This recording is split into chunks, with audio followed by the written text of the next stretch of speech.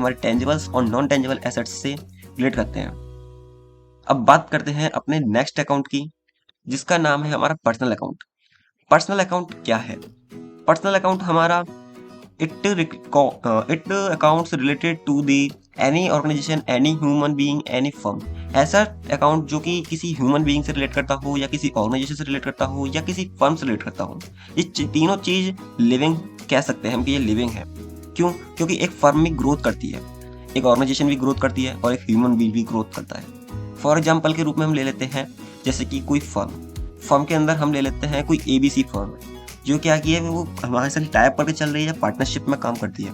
तो हम उसे क्या कहेंगे, उसका बाकायदा नाम लिखेंगे अपने अकाउंट्स के अंदर, तो वो पर्सनल अकाउंट का भाग माना जाएगा वो। उसके बाद अगला आता है हमारे सामने राम। जैसे कि राम ले लिया, राम एक क्रेडिटर है, तो हम ये नहीं लिखेंगे कि हमने क्रेडिटर से सामान लिया, हम बाकायदा ये लिखेंगे कि हमने राम क्रेडिटर से सामान लिया है, राम का नाम लिखेंगे उस टाइम पे। श्याम हुआ, श्याम एक तरह से डेटर है, हमने श्याम को सामान बेचा है। अगर आपको ना पता हो डेटर्स के बारे में तो बता देते हैं कि डेटर्स वो व्यक्ति होते हैं जिनको हम उधारी में सामान बेचते हैं, और क्रेडिटर वो व्यक्ति होते हैं जिनसे हम उधारी में सामान खरीदते हैं। तो यदि मैंने अगर सामान उधार में बेचूंगा तो मैं उस व्यक्ति का बाकायदा नाम लिखूंगा जिसको मैंने उधारी में सामान बेचा है। ठीक, इसके बाद हमारे सामने आता है मार्शल स्टेशनरी प्राइवेट लिमिटेड। ठीक है, ये भी एक तरह से हमने फर्म मान ली है जो कि हमारे साथ टाइप करके रखी हुई है, या फिर हम इसको सामान बेचते हैं तो हम उस फर्म का नाम लिखेंगे बाकायदा।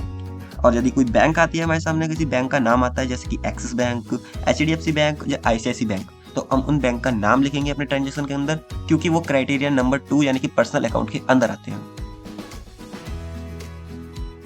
तो चलिए शुरुआत करते हैं अपने अगले टॉपिक की, जो है हमारा नॉमिनल अकाउंट। नॉमिनल अकाउंट यानी कि लास्ट अकाउंट है आपका। Nominal account relate to the expense, income, profit and loss. ये एक तरह से नाम मात्र खाता है जो कि आपके खर्चों से, आपकी आय यानी कि इनकम से, प्रॉफिट से और लॉस से रिलेट करता है। फॉर एग्जाम्पल जैसे कि आपका रेंट एक्सपेंस यानी कि आपका किराया। कमीशन इनकम, कमीशन यानी कि आपकी अन्य आय, रेवेन्यू, या किसी भी तरह का प्रॉफिट या लॉस। किसी भी तरह का अगर कोई भी तरह का खर्चा आता है, जैसे कि आपका रेंट एक्सपेंस आ गया, सैलरी एक्सपेंस आ गया, टेलीफोन बिल एक्सपेंस आ गया, तो ये सभी आपके नॉमिनल अकाउंट से रिलेट करेंगे।